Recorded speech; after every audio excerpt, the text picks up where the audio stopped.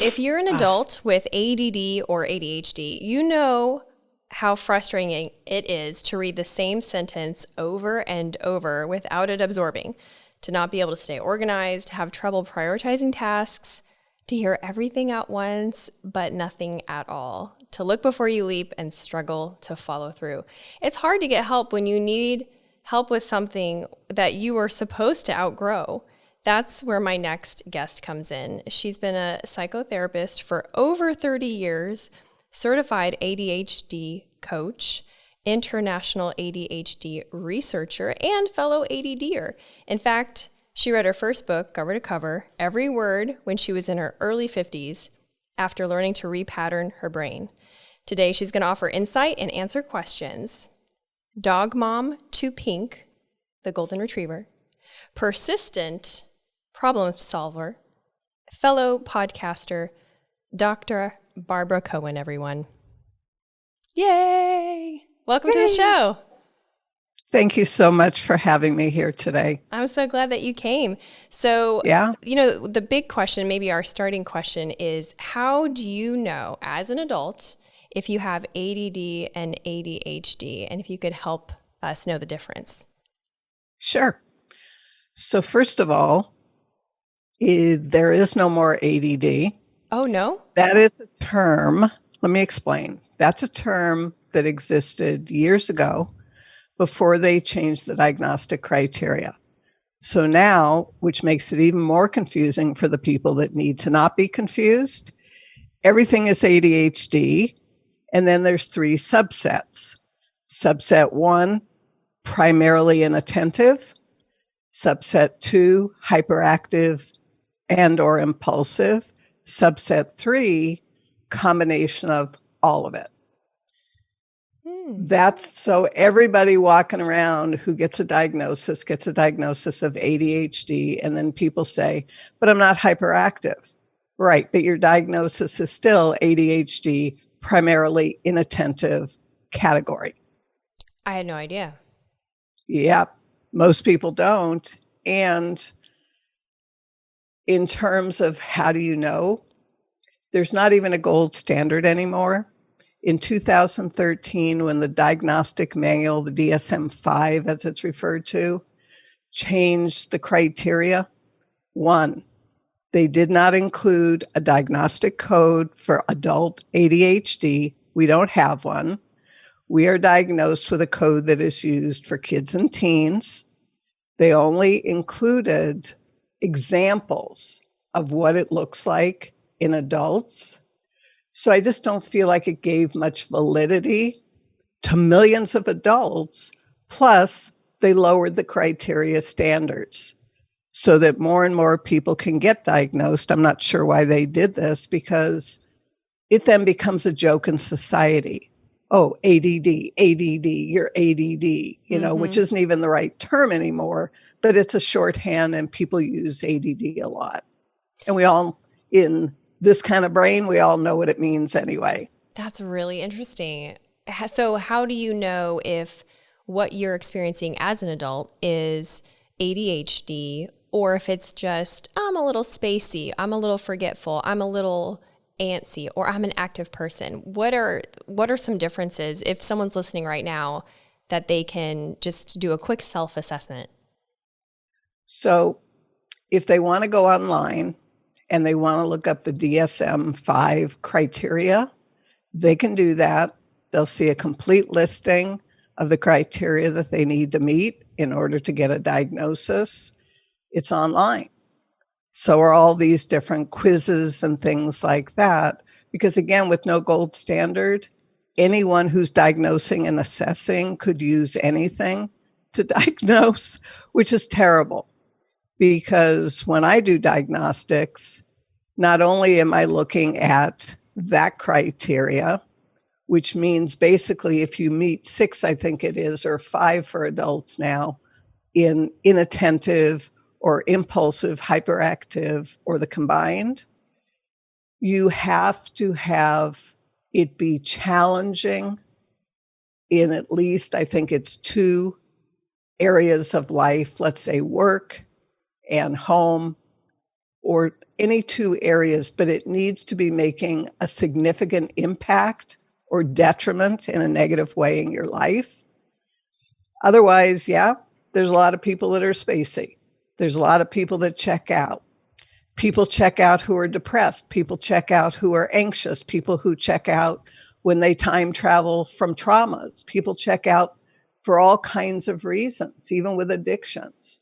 So just being a little bit spacey and checking out, who knows? Maybe you didn't want to hear what the person was saying. Maybe you don't like anybody that you listen to, so you check out.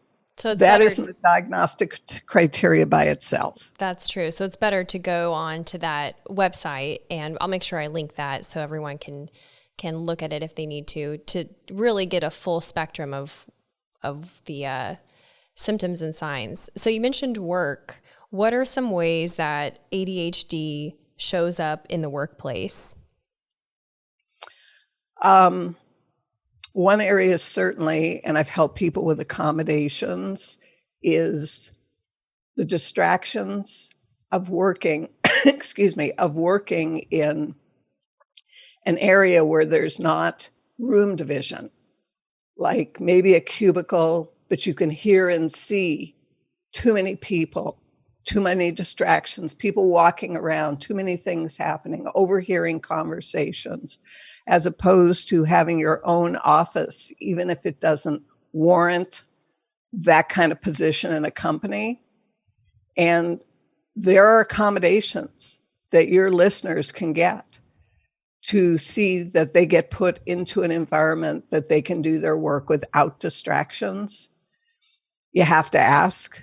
Sometimes you have to fight for it, but you're entitled to it as an accommodation with our wonderful kinds of brains.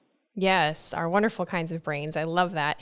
We do have actually a listener from our question from a listener, Christine Elizabeth, wanted to know about some management techniques, self-management and working with others with ADHD in the office. And she kind of had a two-part question, and also those with ADHD and anxiety in the office. So to kind of pull that together, I would say, what can employers or team leaders at work in workspaces do to accommodate people who say, hey, I need some help, but they don't know what kind of help that they need. They don't know what kind of accommodations that they need.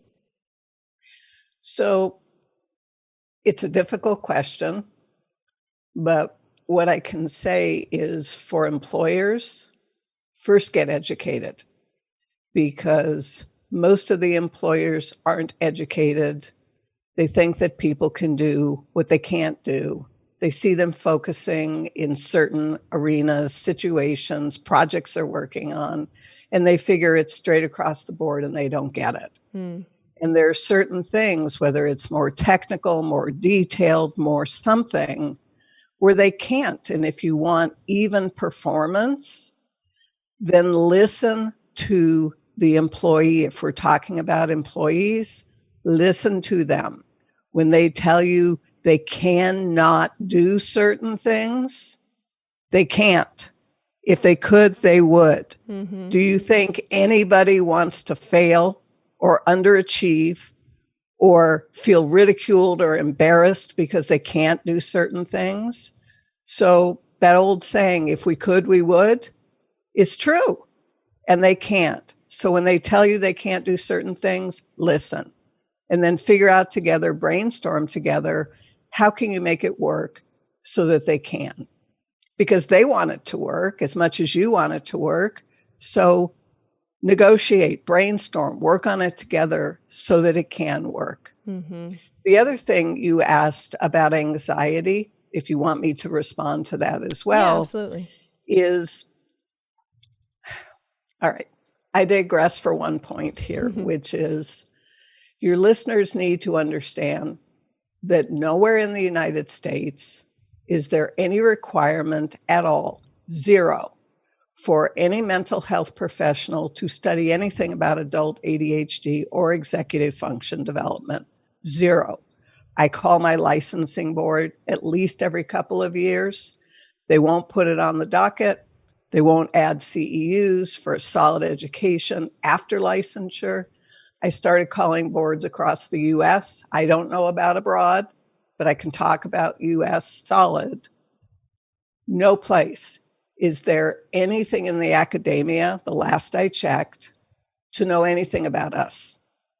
And nothing to get a license to know anything about us. So your listeners, when they go to a therapist, the very first most important question to ask, have you studied anything outside of mainstream education on the way to your license about me, about adult ADHD and executive function? Because if the answer is no, be careful, because mental health professionals, at least many, I haven't met everyone, obviously, many feel that they can help anyone that they have training to help. But if you don't have training in adult ADHD and executive function development, then how, pray tell, are you going to help people? People go for marriage counseling, where therapists don't have training in factoring in ADHD and executive function issues into marriage counseling. That's usually the bigger issue. So how are you going to help those people? They get divorced needlessly. It isn't right. So in terms of anxiety, often people get diagnosed with anxiety or depression because that's studied in school. You can look at someone sitting in front of you, do an assessment, know they are depressed, know they have anxiety. And because you don't know anything about adult ADHD, you don't go further. And you don't identify the ADHD. So you try to treat for depression and anxiety, which never seems to subside. This was part of my journey because nobody knew ADHD. Nobody knew, executive function issues. So diagnoses for depression and anxiety, let's treat that. Gee, let me imagine I'm depressed and I'm anxious because my brain functions differently and no one has identified that. And then no one has taught me the necessary executive function skills that I was missing. So I underachieve. I'm depressed. I'm anxious. I'm frustrated. I'm 1,000,001 emotions. Plus it's traumatic. And my self-esteem takes a dive. And all these things happen until ADHD is identified and then addressed. And then lo and behold, depending on the person's history, anxiety subsides, depression subsides, if those two were connected to the fact that ADHD was the reason I was depressed and anxious because I couldn't remember and I couldn't this and I couldn't that. Of course, that would be depressing. Of course, it would make you anxious if you have to give a presentation and all of a sudden it's time to present and your mind clamps shut. And everything you know so well, it isn't there. And the harder you try to get to it, the tighter it shuts down until now the time is over for the presentation and you know everything you were going to say. Yeah. So it sounds like figuring out if that is your special superpower, as I like to say. If ADHD is a part of your superpower tool belt, that's the key. So maybe take that quiz that you mentioned first. And then the second thing that I'm hearing you say is be your own advocate. Figure out what you need. When you were talking, I was remembering that there were times where I was in like a professional setting and there was a television on and I had to be like, guys, can we just shut that TV on? Sorry, I'm just, I can't hear it and hear you, and I really want to hear you right now. So I didn't even use the words ADHD or, I was afraid it would be too dismissive. And quite frankly, as I've told you, I've never been officially diagnosed, but just to frame it in a way like, hey, I want to be here with you and I can if that TV's on, or I can't talk to you while driving and the radio is on. Sorry. So to speak up for what you need. You've mentioned several times now executive function, and I would love for you to explain what that is and give some examples. I'd love to. The one thing, if I could just quickly comment on what you were talking about in terms of splitting your attention between sound, I can't do that either. When multiple people are talking to me, I can't listen to multiple conversations at the same time. I don't know if other people can, but I know I can't. And I tell people, I want to hear what each of you is saying. You're going to have to take turns. Mm-hmm. Because if you don't take turns, I'm not going to hear anybody. And same thing in a restaurant. Sound. I can't separate out the sound to be able to hear the person I went with. Dentist's office, they put on TV. Oh my God, please turn it off. Doctor's office, there's enough busyness in here. Yeah. I don't need other stuff unless I want it. Do you always have a song in your head? I do. Just wondering. Not necessarily a song, but lots going on. Yeah. And this is the other thing too. And then I will talk about the executive function because it's the bigger issue I see for adults, much more than ADHD, is there's a thing called cognitive hyperactivity, not just hyperactivity. So when you're talking about the song, cognitive hyperactivity is this busyness in our head that it often isn't quiet all day. There's something going on. No, yeah, there's Other always. Other people, it gets quiet in here. And if you're a meditator, you can get it quiet in there. If you're in nature or other things, you might get it quiet in there. But typically it isn't. So cognitive hyperactivity is going to show up much more than the hyperactivity that you would see in a kid. So we aren't going to be like looking like this as adults, although some of us do, and I still wiggle and move sometimes when I get excited like that. But I think that a lot of people are missing cognitive hyperactivity so that you aren't truly inattentive primarily. You're both, because you're not hyper this way, but you're hyper in here. So you are a combination of both. And there are things to address the cognitive hyperactivity. Well, I think we just made a breakthrough because I had never thought of that. I just wanted to make sure that your listeners knew that. In terms of executive function, examples, being able to inhibit, meaning pause, stop, consider. Yeah, right. Mm-hmm. All of these, back up a step, all of these executive functions are skills. They can be learned.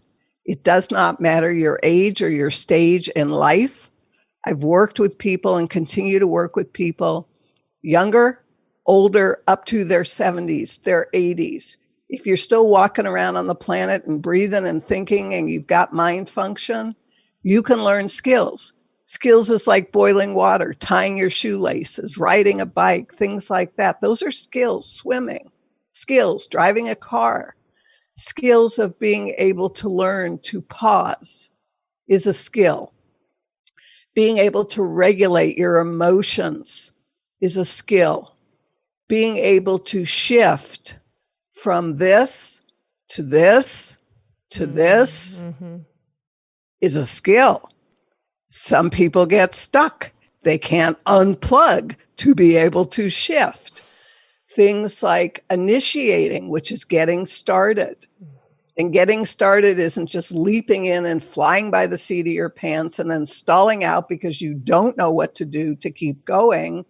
There's a methodology to the skill of initiating that you can learn. Mm-hmm. Planning, organizing, scheduling, prioritizing, foresight. See the cliff before you're going over the cliff so you're not, I'm in a free fall.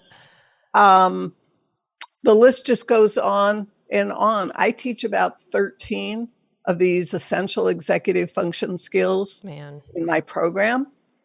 This is a 6-month program. That's great. Because what I find is, and maybe this will be news to you and your listeners as well, ADHD, in my opinion, are the three core symptoms of ADHD, which is being inattentive, hyperactive or impulsive, or the combination of those three, including cognitive hyperactivity. To me, that's all that ADD is.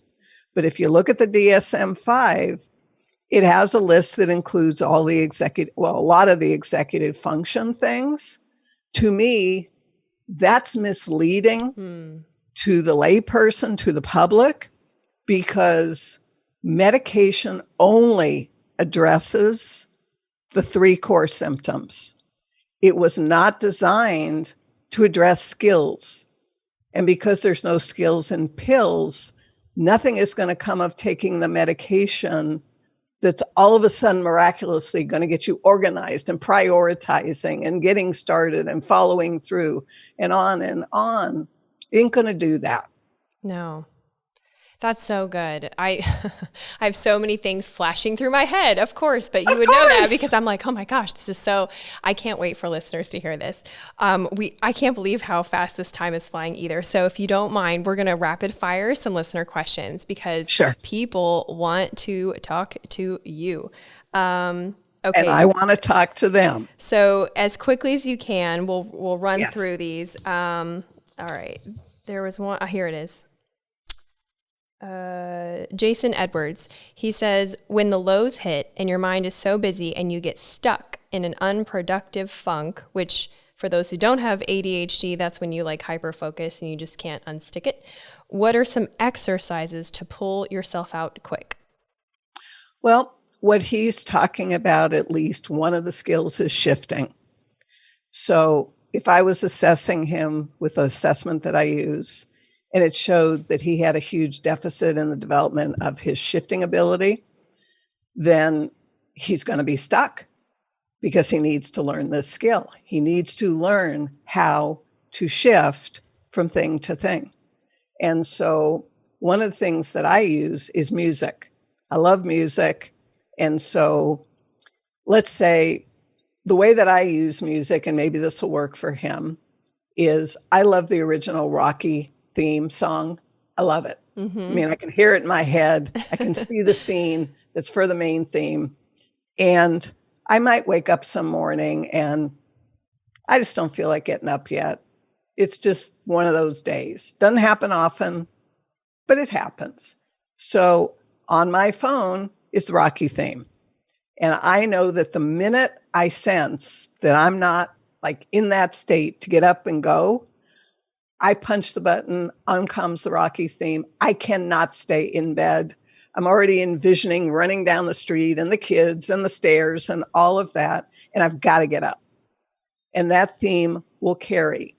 So music can change our state really easily.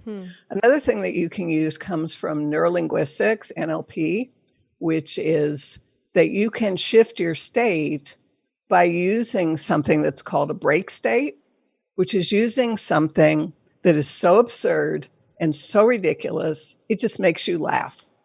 And it's like that old joke of squirrel, squirrel, squirrel is a break state, okay? Because whatever we were doing, now we're over here, now we're over here, now we're over here. It's a break state.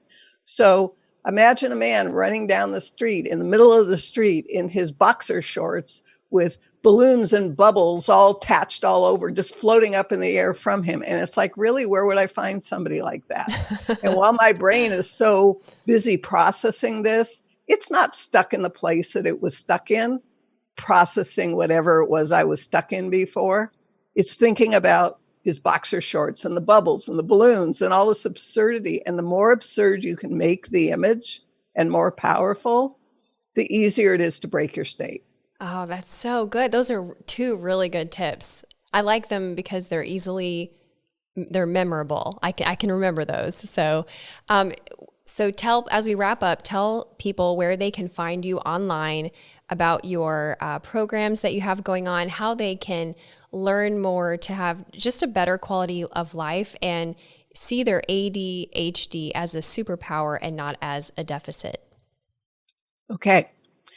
So you all can find me at my website, which is drbarbaracohen.com. And I think it's going to be in your show notes as well. Yes.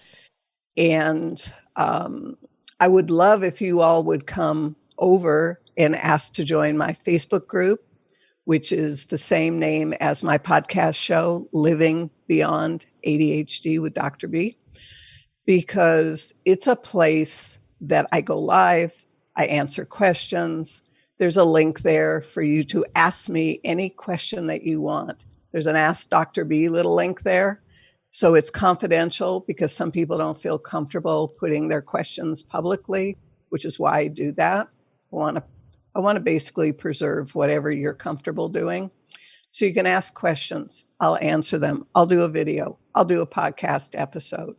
I'll even engage in conversation on Messenger or wherever you want and talk to you about these things. Also, twice a year, I launch a program. The next time it's going to launch is coming up in June of this year. It's a 6-month program that specializes in teaching you all these executive function skills that I've been talking about. There's coaching that's live. There's instruction that's live. Everything is recorded. There's a forum. I'm in there 6 days a week answering questions from all of my students. I'm there basically to serve everyone who comes into my life, because I've decided that my mission is really to put an end to this needless suffering of people not knowing there's things they can do, even if they don't have a diagnosis, like what you mentioned about yourself. Mm-hmm. You don't need a diagnosis of ADHD or anything else to improve these skills. And these skills need improvement with so many of us, no matter what has caused the derailment or development of them. I agree. And so this is where my focus is you have a gift. I have a gift. All your listeners came to this life with a gift. Yeah. I selfishly want to see the gifts of as many people as I can in the rest of my lifetime, maybe 30 more years or whatever, since I'm 69. And I want to do what I can to help people to manifest those gifts and bring them to life. Because we as a collective have gifts to bring and do amazing things when we are capable. Oh, preach, sister. Amen. I love it. I feel so motivated now. Thank you so much. I really believe that you are giving people hope and identity and tools, and I just hope that they get in touch with you. So if you're listening or you're watching this, make sure that you check out Dr. B's resources. They'll be emailed out, but you can find them in the show notes as well. Text REAL to 66866 and be in touch. So thank you again. That was so awesome. That's a wrap. You did great.